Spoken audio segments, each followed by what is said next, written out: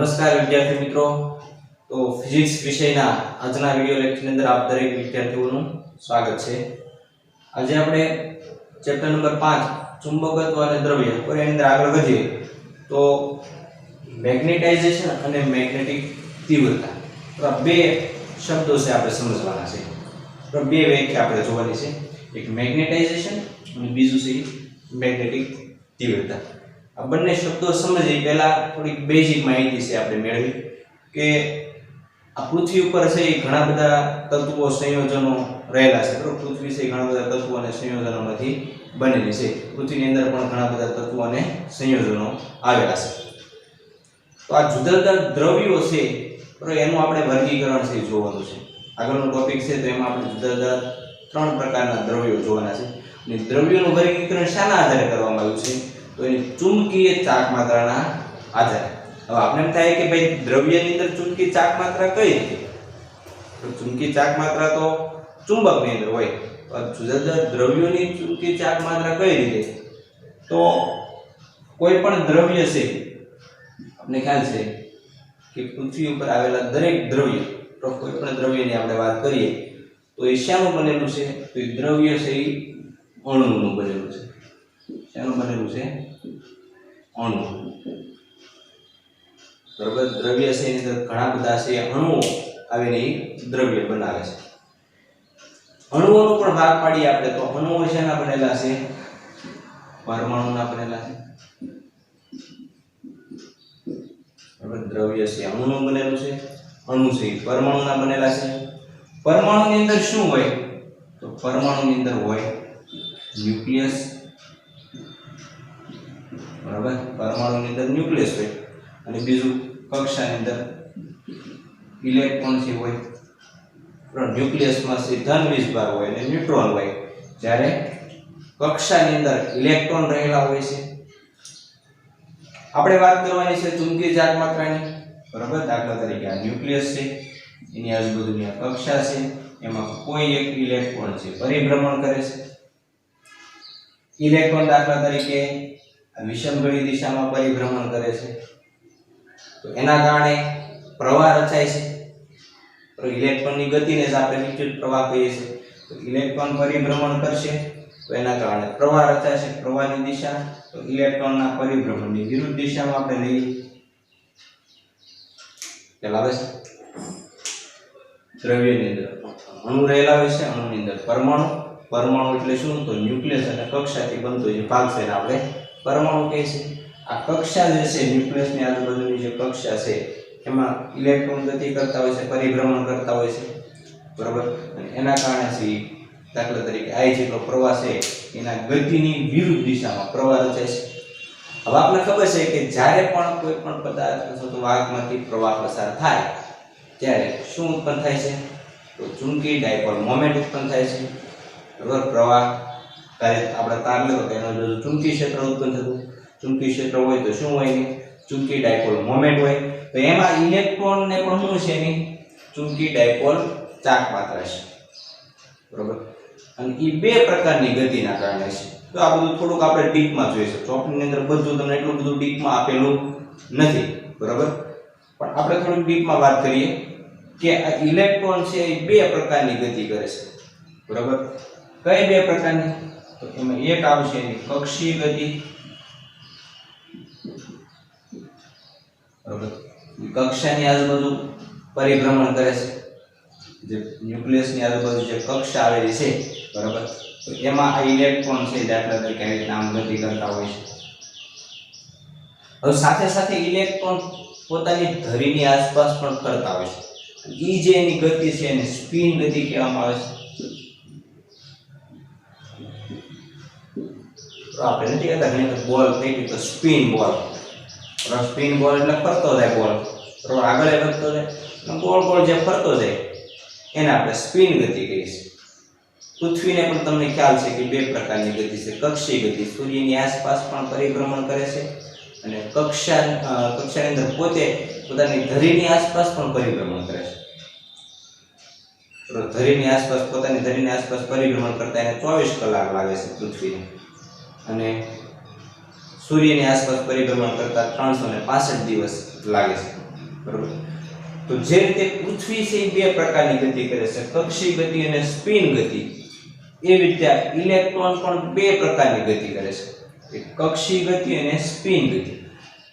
અને આ બંને પ્રકારની ગતિના કારણે શું થાય છે, એની અંદર બે પ્રકારની ચુંબકીય ચાક માત્રા ઉત્પન્ન થશે, એક કક્ષીય ચુંબકીય ચાક માત્રા અને એક સ્પિન ચુંબકીય ચાક માત્રા. બરોબર. આપણને જે દ્રવ્યની અંદર કોઈ પણ દ્રવ્ય છે એની અંદર એના જે અણુઓ છે, બરોબર, એના પરમાણુ છે, તો એને પોતાની ચોખ્ખી કંઈક ચુંબકીય ચાક માત્રા હોય છે, બરોબર, ચુંબકીય ડાયપોલ મોમેન્ટ હોય છે. એ સમજવા માટે આપણે થોડા ડીપમાં ગયા. તો એ ચુંબકીય ડાયપોલ મોમેન્ટ કોના કારણે હોય છે, અણુઓની અંદર. તો અણુઓ ચોક્કસ દિશામાં ગોઠવાય છે, બરોબર. એના આધાર પાસે આપણે એના ત્રણ પ્રકાર જોવાના છે, ફેરોમેગ્નેટિક, ડાયામેગ્નેટિક, પેરામેગ્નેટિક, આ ત્રણ પ્રકાર જોવાના છે, બરોબર. દ્રવ્યનું વર્ગીકરણ આપણે ડાયામેગ્નેટિકમાં કરવાનું છે, પછી પેરામેગ્નેટિક, અને ત્રીજો જે પ્રકાર છે એ ફેરોમેગ્નેટિક. તો આ જે ત્રણ પ્રકાર છે શાના આધારે પાડવામાં આવે છે, તો એની ચુંબકીય ચાક માત્રાના આધારે. બધાની ચુંબકીય ચાક માત્રા અલગ અલગ હોય. અમુકની અંદરથી અણુઓ છે એ અસ્તવ્યસ્ત ગતિ કરતા હોય, પરિણામી ચુંબકીય ચાક માત્રા એની 0 થતી હોય. અમુકની કોઈ ચોક્કસ દિશામાં થતી છે, તો અમુકની પહેલેથી જ તે વ્યવસ્થિત ચોક્કસ દિશામાં છે. તો એ ચુંબકીય ચાક માત્રા બે પ્રકારની, કક્ષીય આવે અને સ્પિન આવે.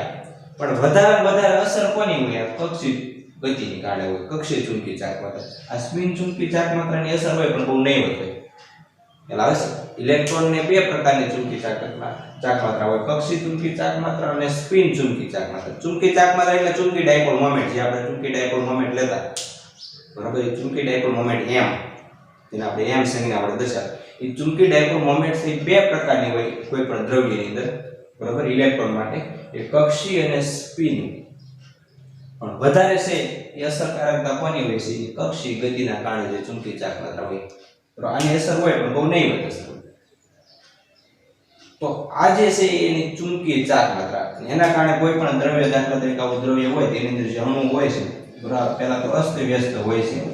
એના પાસે આપણે મેં કીધું અલગ અલગ ત્રણ પ્રકાર જોશું. અમુકમાં અસ્તવ્યસ્ત, અમુકમાં કોઈ ચોક્કસ દિશામાં ગોઠવાય. આ જે એરા છે એ ચુંબકીય ચાક માત્રાની દિશા દર્શાવે, બધાની ચુંબકીય ચાક માત્રા. આપણે જોશું કે ડાયામેગ્નેટિક છે એમાં બધા અણુઓની અસ્તવ્યસ્ત, એક અણુને આમ હોય તો એક અણુને આ જ છે, એક અણુને આ દિશામાં છે, બધાની અલગ અલગ દિશામાં છે. પરિણામે એની ચુંબકીય ચાક માત્રા એમ લેવા જશું તો 0 થતી છે, એને આપણે ડાયામેગ્નેટિક કહીએ. પણ આ આપણે આગળના ટોપિકમાં જોવાનું છે, એટલે વધારે હું આમાં આની અંદર ડીપમાં નથી વાત કરતો, કારણ કે આગળના ટોપિકમાં આપણે જોવાનું છે. અત્યારે ચર્ચા કરશું તો એ ટોપિકમાં આપણે શું કરશું, બરાબર. એટલે અત્યારે આપણે આની કોઈ ચર્ચા નથી કરતા. પણ ટૂંકમાં દ્રવ્ય છે એની અંદર ચુંબકીય ચાક માત્રા હોય, અને ચુંબકીય ચાક માત્રાના આધારે આપણે બે શબ્દો સમજવાના છે, એક મેગ્નેટાઇઝેશન અને મેગ્નેટિક તીવ્રતા, બરાબર. આ બંને શબ્દોની હવે ઓળખથી આપણે મેળવીએ.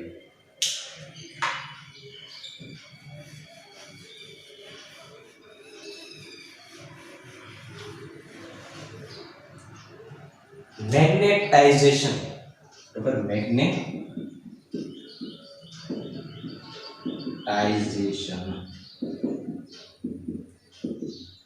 આ ઇંગ્લિશ નામ છે, ગુજરાતીમાં કેવું તો ચુંબકીકરણ. ગુજરાતી શું થાય, ચુંબકીયકરણ. મેગ્નેટાઇઝેશન છે એક રાશિ છે, સદિશ રાશિ છે, અને એની સંજ્ઞા છે એ કેપિટલમાં એમ છે. એ સદિશ રાશિ છે, એનું સૂત્ર પણ હમણાં આપણે જોઈએ, બરોબર. પણ પહેલા વાત કરીએ કે એની સંજ્ઞા શું આવશે, કેપિટલ એમ, સ્મોલ એમ નહીં. સ્મોલ એમ એટલે ચુંબકીય ડાયપોલ મોમેન્ટ. ખાસ ધ્યાન રાખજો દરેક કે કેપિટલ એમ છે એ મેગ્નેટાઇઝેશન દર્શાવે, ચુંબકીય ડાયપોલ મોમેન્ટ. એક ચુંબકીય ડાયપોલ મોમેન્ટ હોય તો અહીંયા સ્મોલ એમ આવે, બરોબર. હવે મેગ્નેટાઇઝેશન કોને કહેવાય, બરોબર. તો એની વ્યાખ્યા, એની આપણે વ્યાખ્યા જોઈએ કે ભાઈ મેગ્નેટાઇઝેશન એટલે શું, બરોબર. તો મેગ્નેટાઇઝેશન એટલે એકમ કદ દીઠ ચુંબકીય ડાયપોલ મોમેન્ટ ને મેગ્નેટાઇઝેશન કહે છે.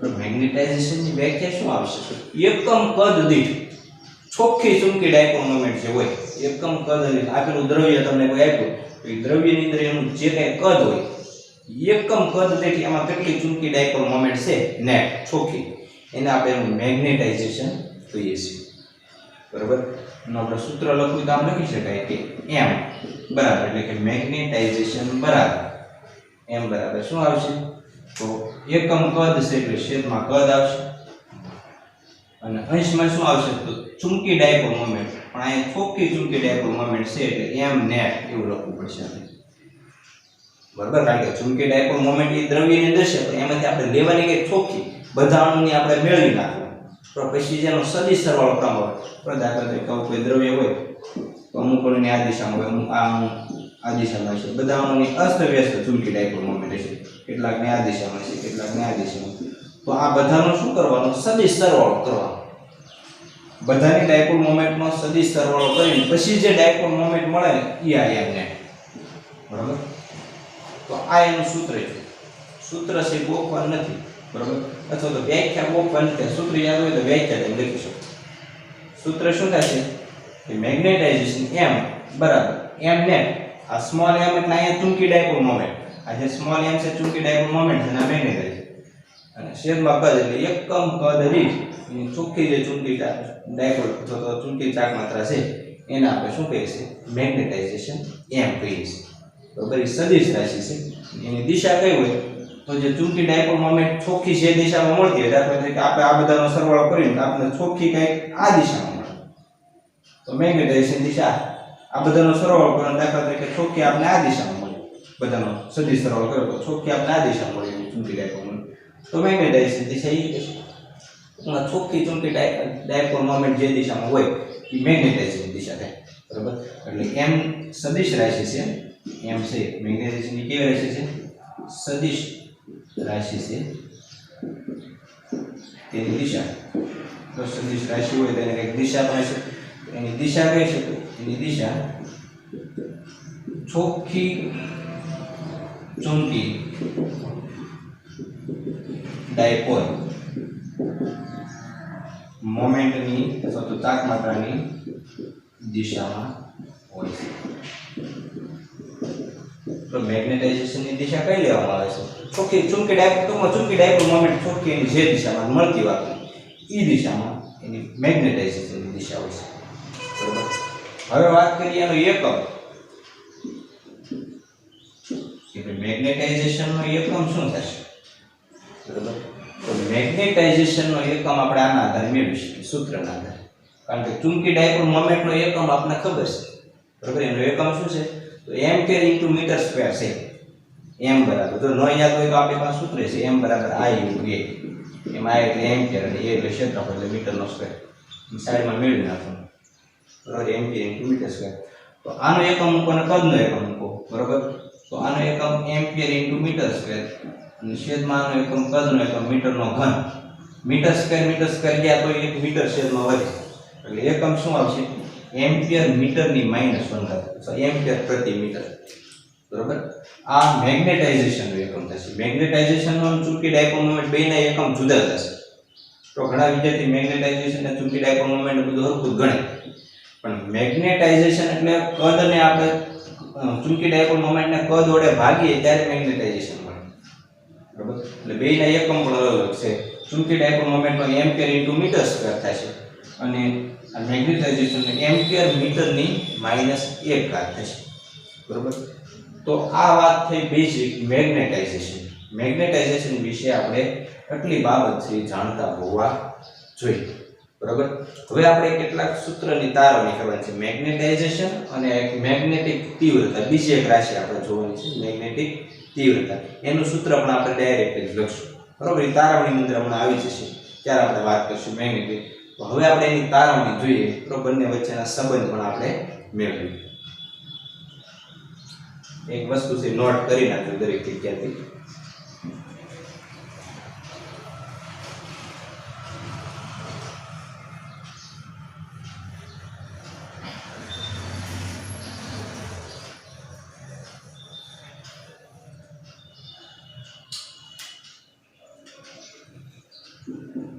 મેગ્નેટાઇઝેશન નું આપણે પહેલા સૂત્ર લખી નાખીએ m બરાબર શું આવશે તો m નેટ અને અને છેદમાં શું આવશે cos b આને સમીકરણ નંબર 1 આપીએ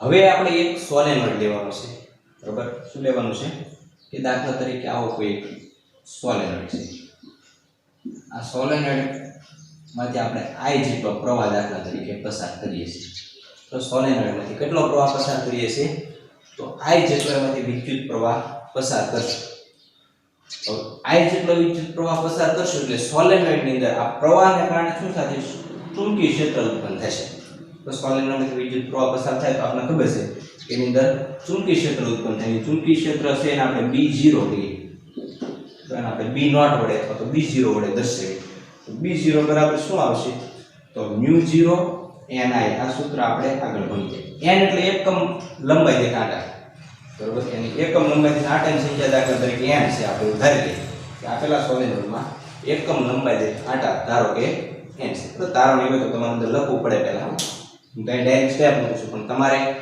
આ તારવણી બોર્ડની અંદર પૂછાય તો શું કરવાનું કે પહેલા લખવાનું મેગ્નેટાઇઝેશન ની પહેલા બે બેઝિક માહિતી આપણે હમણાં જોઈ એ લખવાની બરાબર પછી ધારો કે આકૃતિમાં દર્શાવ્યા મુજબ તો ચોપડીમાં આકૃતિ નથી આપી પણ I જેટલો વિદ્યુત પ્રવાહ પસાર I જેટલો વિદ્યુત પ્રવાહ ધારી એક સોલેનોઇડ છે આપણે લીધો છે જેમાં એકમ લંબાઈ આંટાની સંખ્યા સ્મોલ n છે બરાબર લખીને પછી આપણે લખવાનું કે જેના કારણે સોલેનોઇડની અંદર ઉદ્ભવતું ચુંબકીય ક્ષેત્ર B0 બરાબર કેટલું છે તો μ0 ni બરાબર આ ચુંબકીય ક્ષેત્ર છે ને આ પ્રવાહ I ના કારણે છે સોલેનોઇડમાંથી વહેતા વિદ્યુત પ્રવાહ I ના કારણે છે અને સમીકરણ નંબર આપણે આપી દઈએ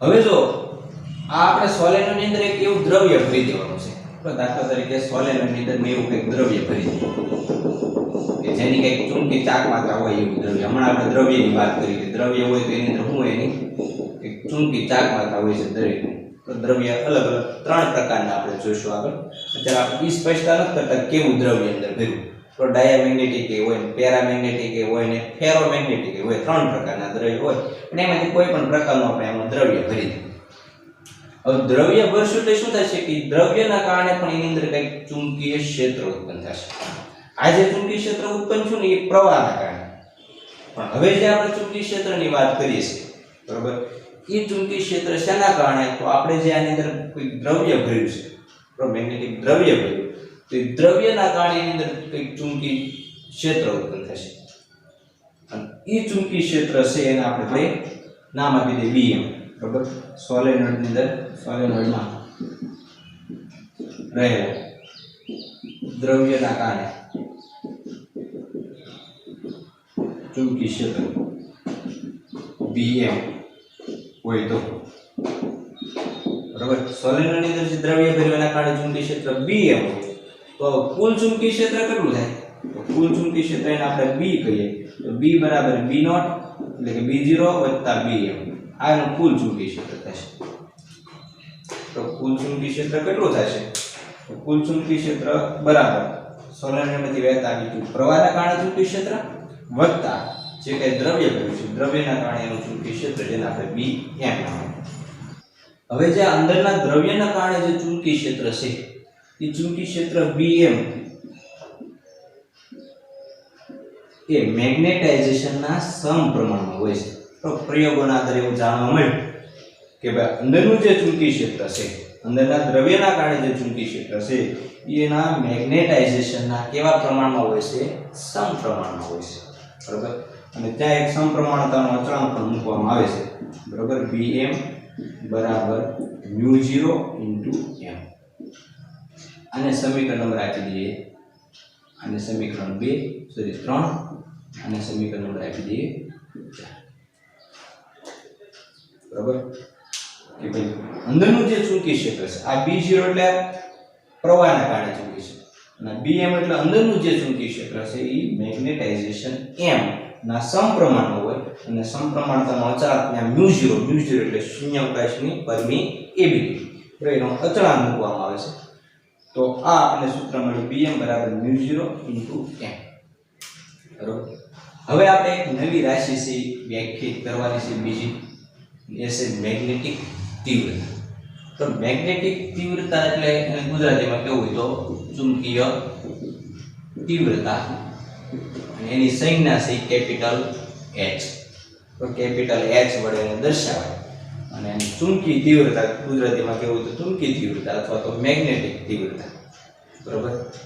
જો અહીંયા ચુંબકીય તીવ્રતા અને ચુંબકીય ક્ષેત્ર બે વસ્તુ અલગ છે. ઘણા વિદ્યાર્થીઓ છે ચુંબકીય તીવ્રતા એટલે ચુંબકીય ક્ષેત્ર સમજતા હોય છે.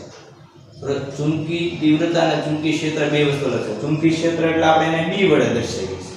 પણ ચુંબકીય તીવ્રતા તો એને આપણે કેપિટલ H વડે નવી રાશિ વ્યાખ્યાયિત કરી છે આપણે. બરોબર. ચુંબકીય તીવ્રતા H. હવે એની કોઈ ફિક્સ વ્યાખ્યા નથી, પણ એક તમને ડાયરેક્ટલી સૂત્ર આપ્યું છે. એ સૂત્રની તારવણી પણ નથી, આપણે સ્વીકારવાનું છે કે ચુંબકીય તીવ્રતા H બરાબર, સૂત્ર શું આવશે તો ચુંબકીય તીવ્રતા H બરાબર B ના છેદમાં μ0 માઈનસ m. તો ચુંબકીય તીવ્રતાનું આ એક સૂત્ર છે કે H બરાબર, એ પણ સદિશ રાશિ છે, H બરાબર B ના છેદમાં μ0 માઈનસ m. આના આધારે ખ્યાલ આવે કે ભાઈ H નો એકમ ને m નો એકમ બે એક જ હોવાના. કારણ કે આપણે માપન વાળા ચેપ્ટર 11 માં ભણી ગયા કે ભાઈ તો જ આપણે તેને વાત કરી કે તો જ આ સામસામ લખી. એટલે H નો એકમ કયો એકમ થાય તો મેગ્નેટાઇઝેશન નો જે એકમ થાય ને એ જ ચુંબકીય તીવ્રતાનો એકમ થાય છે. એટલે અહીં H નો એકમ પણ આ થશે. તો પહેલા તમને સમીકરણ નંબર આપી દઉં 5. H નો એકમ m ના એકમ જેવો છે, એટલે કે એમ્પિયર મીટર ઇન્વર્સ છે. એનો એકમ પણ એમ્પિયર મીટર ઇન્વર્સ જ થશે. બેના એકમ સમાન જ થશે. બરાબર. હવે આપણ સદિશ રાશિ દિશા પણ જે કે મેગ્નેટાઇઝેશનની દિશા છે એની દિશા થશે. બરાબર. એટલે આ વાત થઈ ચુંબકીય તીવ્રતા. બીજી એક રાશિ આપણે જોઈ એનું સૂત્ર યાદ રાખશું. ડાયરેક્ટલી યાદ રાખવાનું છે, તમને કોઈ પણ પ્રકારની તારવણી આપી નથી. બરાબર. H બરાબર B ના છેદમાં μ0 માઈનસ m. અને જે મેગ્નેટાઇઝેશન છે એનું સૂત્ર m બરાબર m ને એટલા છે. નવી આ આપણે એના વ્યાખ્યાના આધારે પણ લખીશું. તો આની કોઈ વ્યાખ્યા નથી ચુંબકીય તીવ્રતા. બરાબર. પણ એ ચુંબકીય તીવ્રતા છે આની જે દ્રવ્ય ભર્યું ને એની ઉપર થોડી એની અસરકારકતા ઉપર આધાર રાખે છે. તો ચુંબકીય તીવ્રતા છે એની અંદર જે દ્રવ્ય ભર્યું છે એની અસરકારકતા ઉપર છે આધાર રાખે છે. તો એ ચુંબકીય તીવ્રતા H. હવે આમાંથી આપણે B ને કરતા બનાવીએ. તો આ સૂત્રમાંથી ચુંબકીય ક્ષેત્રને આપણે કરતા બનાવીએ તો B ના છેદમાં μ0, પહેલા B ના છેદમાં μ0 ને કરતા બનાવીએ તો m આ બધું આવશે. તો H બરાબર શું થશે બરાબર H વત્તા m. હજુ આપણે μ0 ને સામેની સાઈડ આવવા દઈએ તો B બરાબર શું થશે μ0H વત્તા μ0m. μ0H વત્તા μ0m. હવે જો μ0m છે એ bm છે. હકીકતમાં μ0m એટલે એની જગ્યાએ આપણે શું મૂકી શકીએ તો bm. bm એટલે ચુંબકીય ક્ષેત્ર કોના કારણે અંદર જે દ્રવ્ય છે એના કારણે, મેગ્નેટિક દ્રવ્ય છે એના કારણે ચુંબકીય ક્ષેત્રને આપણે bm કહીએ છીએ. તો હવે આ પદ શું હોવું જોઈએ ડાયરેક્ટલી આપણે કહીએ કે આ સૂત્રના આધારે સમીકરણ 2 આપણે 3 આપ્યું ને સમીકરણ એના આધારે તમે કહીએ કે ભાઈ જો આ છે આ પદ છે bm હોય તો આ પદ શું હોવું જોઈએ તો અહીં જો આપણે b બરાબર b0 વત્તા bm કીધું છે એટલે આ પદ છે b0 હોવું જોઈએ. તો b બરાબર b0 વત્તા bm કીધું. આના આધારે આપણે એ પણ કહીએ કે આ સમીકરણને આપણે કોની સાથે સરખાવી શકીએ તો b0 સાથે આપણે એને સરખાવી શકીએ. બરાબર. એટલે b0 બરાબર હકીકતમાં આમ પણ થાય કે μ0h અને b0 ની જગ્યાએ આપણે μ0ni પણ મૂકી શકીએ. તો μ0ni બરાબર μ0h. તો બે બાજુથી μ0 કેન્સલ થઈ જાય તો h બરાબર ni. આ એક સૂત્ર પણ આપણે મળે છે.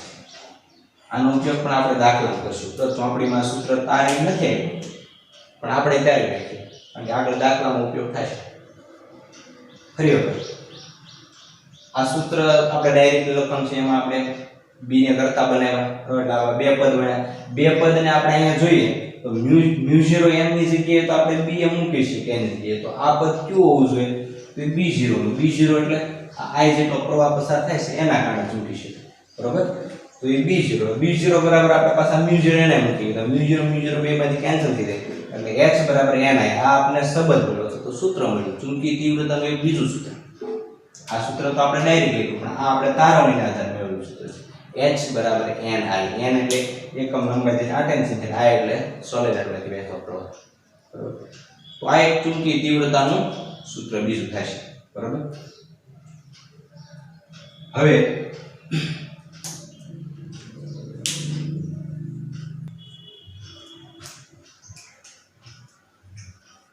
હવે મેગ્નેટાઇઝેશન m ની જગ્યાએ આપણે m બરાબર આવું સૂત્ર લખી શકીએ, m બરાબર chi * h. બરાબર. આની વચ્ચેનો સંબંધ છે તો મેગ્નેટાઇઝેશન અને ચુંબકીય તીવ્રતા, મેગ્નેટાઇઝેશન અને ચુંબકીય તીવ્રતા બે જે રાશિ આપણે આજે જોઈ એ બે વચ્ચેનો એક સંબંધ આપણને મળે છે. m બરાબર chi * h. આ chi છે, આ સંજ્ઞા છે, આપણે chi એવું વાંચીએ છીએ, અને chi છે એને શું કહેવામાં આવે છે તો chi ને છે ચુંબકીય સસેપ્ટિબિલિટી, ચુંબકીય સસેપ્ટિબિલિટી કહેવામાં આવે છે. તો chi છે ને ચુંબકીય સસેપ્ટિબિલિટી કહેવામાં આવે છે, અને એકમ રહિત રાશિ છે. બરાબર. કેવી છે? એકમ અથવા તો પરિમાણ રહિત છે. શાના આધારે કહી શકાય તો એને તમે કરતા બનાવો, m ને h ના તો એકમ બેયના સરખા છે, ચુંબકીય તીવ્રતાનો એકમ ને h. બરાબર. મેગ્નેટાઇઝેશન ને ચુંબકીય તીવ્રતા બેયના એકમ સરખા છે. બેયના એકમ સરખા હોય તો chi છે એનો એકમ આપણે કઈ મળશે નહીં.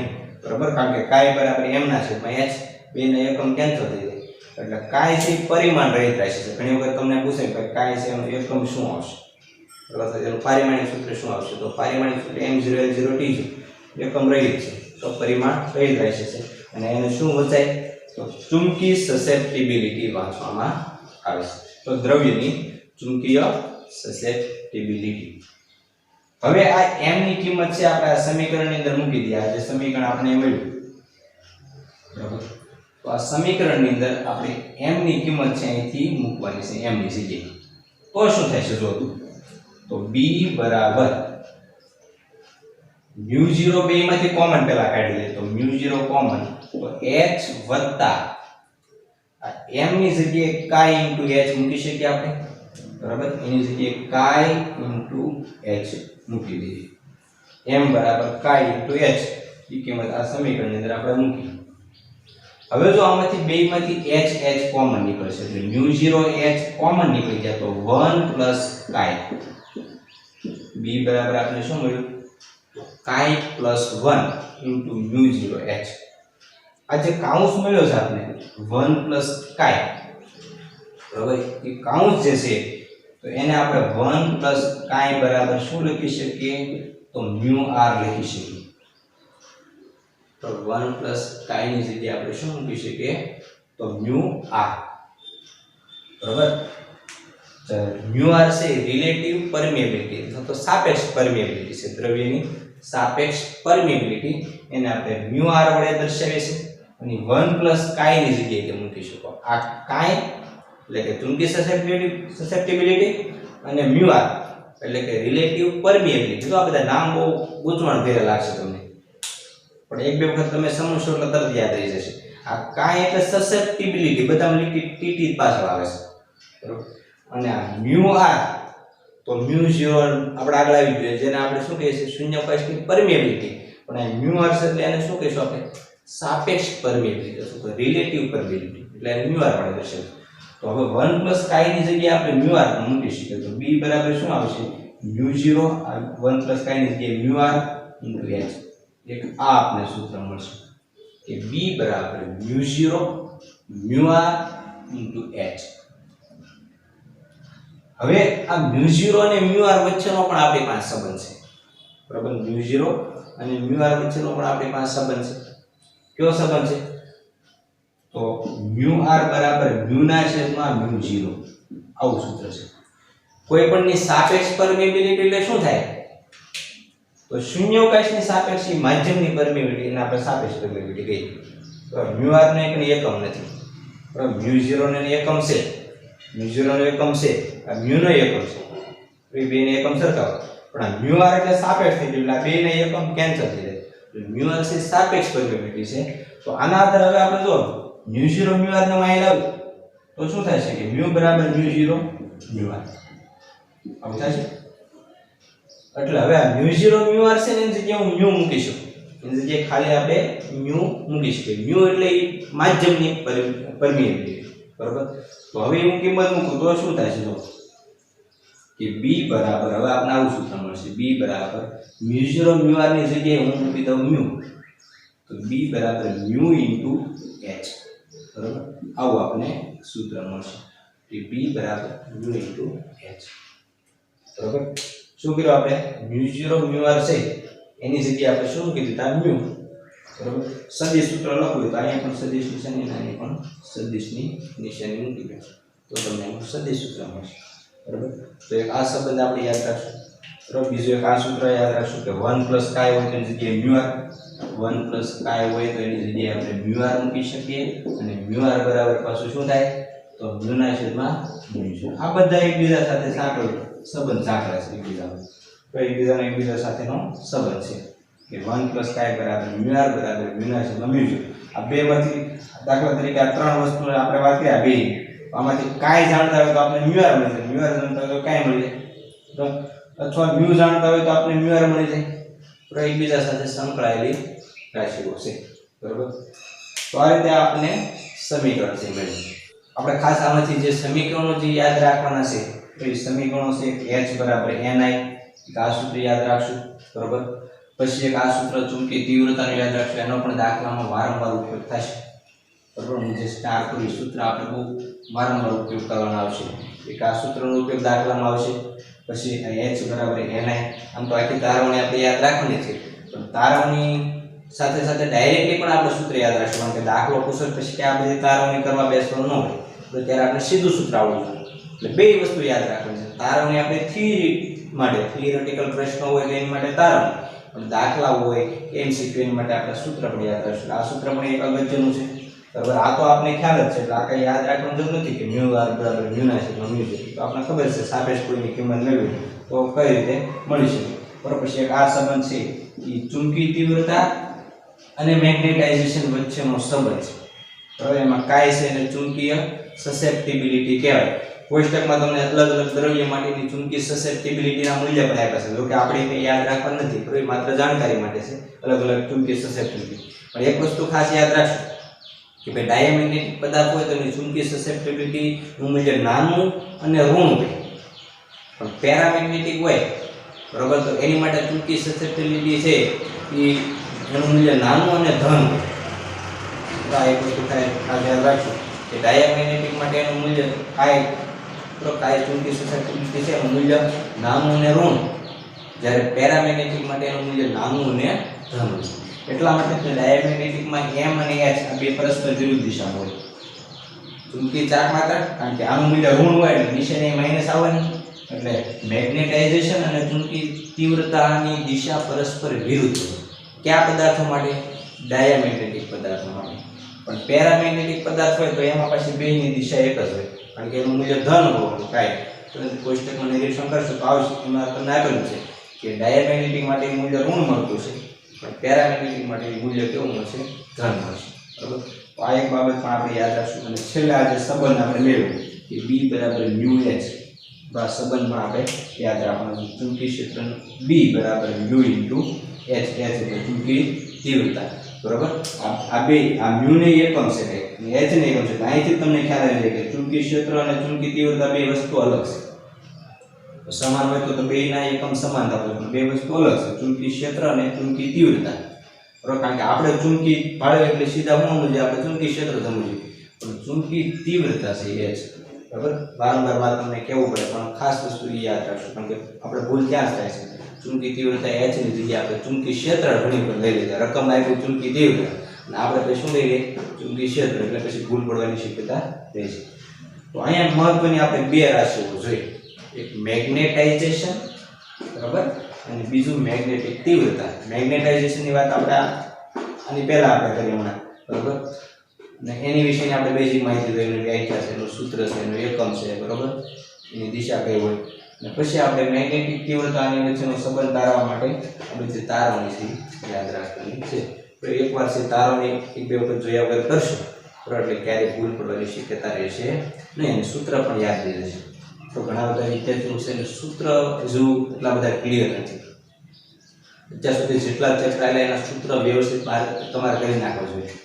એક વખત વ્યવસ્થિત બુકમાં અત્યારે આપણી પાસે ઘણો બધો સમય છે, કારણ કે સૂત્ર તમને યાદ હશે ને તો 50% તમારું ફિઝિક્સ ક્લિયર હશે.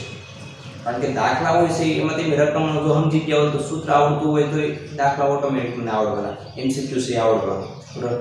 એની માટે ફિઝિક્સમાં મહત્વની વસ્તુ જ આ છે કે સૂત્ર આપણને આવડે તો ગમે ત્યાંથી આપણે જવાબ લાવીએ, બરાબર. સૂત્ર જો ન આવડે, બરાબર, બારનું છે તો એની આપણી પાસે ચાવી હોય તો આપણે બારનું ખુલે, તો પછી ખુલે અલગ અલગ ઘણી બધી, બહુ મહેનત કરવી પડે પછી હું ખોલવા માટે, બરાબર. કદાચ આપણે ચાવી હોય તો એ ખુલી, પણ એની માટે પછી બહુ મહેનત કરે. ચાવી હોય તો આપણે સરળતાથી ખોલી શકીએ ને બારનું, બરાબર. એના જેવું છે, તમે સૂત્ર જો જાણતા હો તો સરળતાથી તમે જવાબ મેળવી શકો, બરાબર. બારનું તો હાલો તમે તોડી નાખો આમ કરીને, પણ આમાં પાછું એ નથી ચાલો સૂત્ર ન આવડતા ગમે એમ કરીને મારી છેલ્લે જવાબ લાવી એ થવાનું નથી, બરાબર. એટલે એના જેવી વસ્તુ છે, એટલે ખાસ દરેક વિદ્યાર્થી સૂત્ર વ્યવસ્થિત કરી નાખે.